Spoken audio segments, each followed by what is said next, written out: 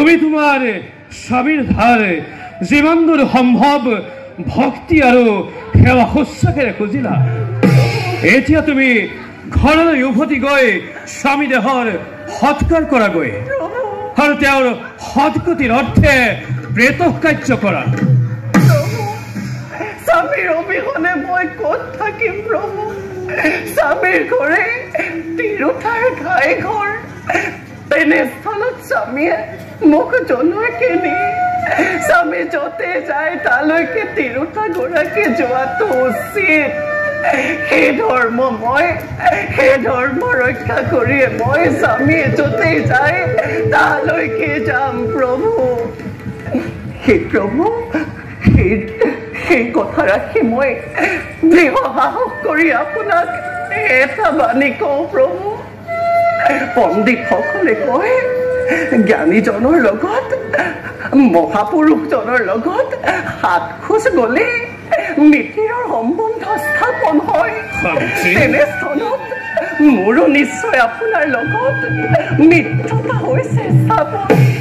সেয়েহে প্ৰভু সকলোৱে আপোনাৰ ওচৰতে শৰণ লয় আৰু ময়ো প্ৰভু আপোনাতে আজিৰ পৰা লৈছো শৰণ। সাবিত্ৰী, তোমাৰ যুক্তিপূৰ্ণ কথা শুনি মই বৰ সুখী হলো। এতিয়া তোমাক এটা বৰ দিব খুজিছো। সত্য মনৰ জীৱন দানৰ বাদে যি ইচ্ছা খোজা মই প্ৰদান কৰিম। হে প্ৰভু, আপুনি যদি মোৰ প্ৰতি সদয় হৈছে তেন্তে শুনক প্ৰভু।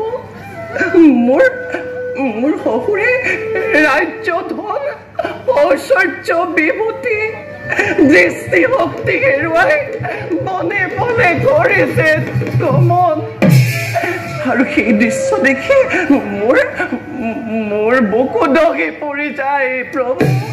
সেয়েহে মোৰ শহুৰ দেউতাকে আপুনি পূৰ্বৰ সেই ৰাজ্য ধন দৃষ্টিশক্তি ঘূৰাই দিয়ক প্ৰভু, ঘূৰাই দিয়ক। তথাস্তু।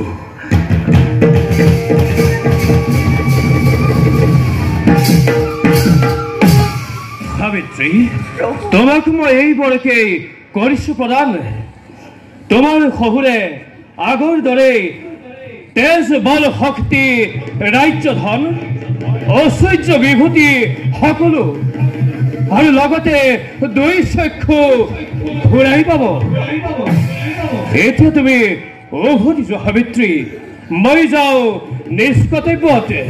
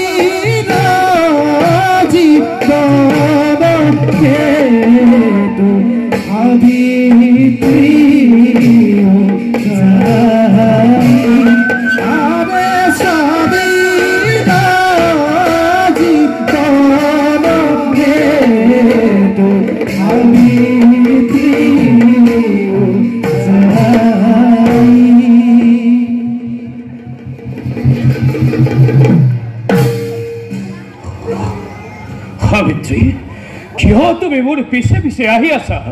তোমাক আৰু লাগে কি? প্ৰভু, স্বামীৰ অবিহনে মই ক'ত থাকিম প্ৰভু? স্বামীৰ অবিহনে মই কলৈ যাম? হে প্ৰভু, স্বামীৰ লগত থাকোঁতে মোৰ এয়া একো দূৰ হোৱা নাই। মোৰ মনে আৰু বহু দূৰ যাবলৈ হৈছে প্ৰস্তুত। হে প্ৰভু, এটি কথা সাহস কৰি কওঁ শুনক। সকলো লোকে বিচাৰে সাধুজনৰ লগতে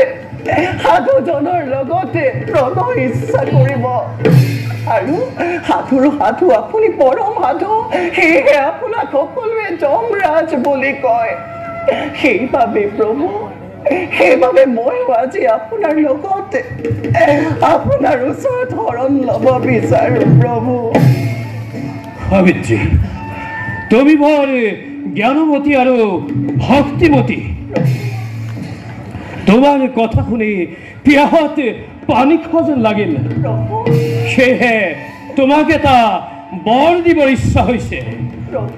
সত্যবানৰ জীৱন দানৰ বাদে আৰু যি ইচ্ছা খোজা মই অৱশ্যেই কৰিম প্ৰদান। হে প্ৰভু, আপুনি যদি মোক বৰ দিবলৈ কৰিছে ইচ্ছা, তেন্তে প্ৰভু মোৰ পিতৃদেৱক এশটি সন্তানৰ পিতৃ গৌৰৱেৰে গৌৰৱান্বিত হ'বলৈ আপুনি মোক বৰ দিয়ক প্ৰভু, আপুনি মোক বৰ দিয়ক। তথাস্তু। সাবিত্ৰী, তুমি কোৱাৰ দৰে তোমাৰ পিতাৰাৰ এশটি সহজ পুত্ৰ লাভ হ'ব আৰু জগতত বংশবৃদ্ধি কৰিব। এতিয়া তুমি বহুদূৰ আহিলা সাবিত্ৰী, তুমি উভতি যোৱা, মই যাওঁ নিজ কৰ্তব্যত।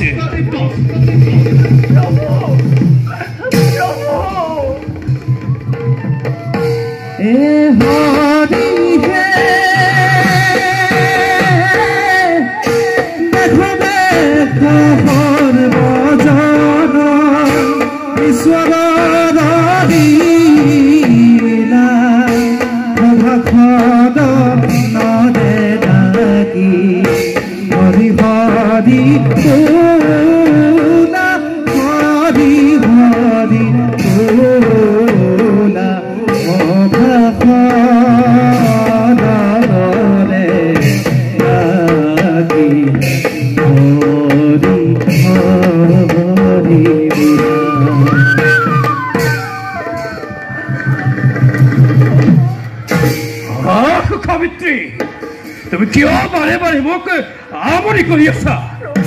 কিয় তুমি মোৰ পিছে পিছে আহি আছা? তুমি উভতি যোৱা সাবিত্ৰী। স্বামীক এৰি মই কলৈকো যাব নোৱাৰো প্ৰভু, স্বামীক এৰি মই কলৈকো যাব নোৱাৰো। মোক স্বামীৰ জীৱন দান দিয়ক প্ৰভু, মই স্বামীৰ অবিহনে কলৈকো যাব নোৱাৰো। সাবিত্ৰী, তুমি বৰ পতিব্ৰতা। তুমি ধৰ্ম সম্বন্ধীতে বহুতো জ্ঞান পাইছা। তোমাক মোৰ আৰু এটা বৰ দিব ইচ্ছা হৈছে। সত্যবানৰ জীৱন দানৰ বাদে আন যি ইচ্ছা খোজা মই অৱশ্যেই কৰিম প্ৰদান। হে প্ৰভু, আপুনি যদি মোক সঁচাকৈ বৰ দিবলৈ ইচ্ছা কৰিছে, তেন্তে শুনক প্ৰভু, মোক মোৰ স্বামীৰ সৌৰখত 100টি সন্তানৰ মাতৃত্ব হোৱাৰ লগতে 400টি বছৰ জীয়াই থাকিবলৈ মোক আপুনি বৰ কৰক প্ৰদান। তথাস্তু। সাবিত্ৰী, মই তোমাক এই বৰকেই কৰিলো প্ৰদান। এতিয়া তুমি উভতি যোৱা, মই যাওঁ নিজ স্থানলৈ।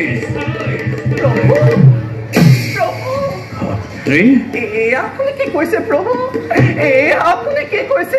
আপুনি মোক বৰ প্ৰদান কৰিছিল, তেনেস্থলত মই কাৰো ৰখত মাতৃত্বৰ গৌৰৱ লভিম প্ৰভু। আপুনি দিয়া বৰ অথলৈ যাব প্ৰভু, আপুনি দিয়া বৰ অথলৈ যাব। সাবিত্ৰী, তোমাৰ জ্ঞান আৰু বুদ্ধিৰ ওচৰত মই পৰাজয় স্বীকাৰ কৰিলো। সত্যবানক মই পুনৰ জীৱন দান দিম। তোমাৰ জ্ঞান, ধৰ্ম, ভক্তি আৰু ব্ৰতৰ সুখ্যাতি চিৰকাল জগতত অক্ষয় কীৰ্তি হৈ জিলিকি থাকিব। এতিয়া তুমি বহুদূৰ আহিলা সাবিত্ৰী, তুমি উভতি যোৱা, মই যাওঁ নিজ কৰ্তব্যত।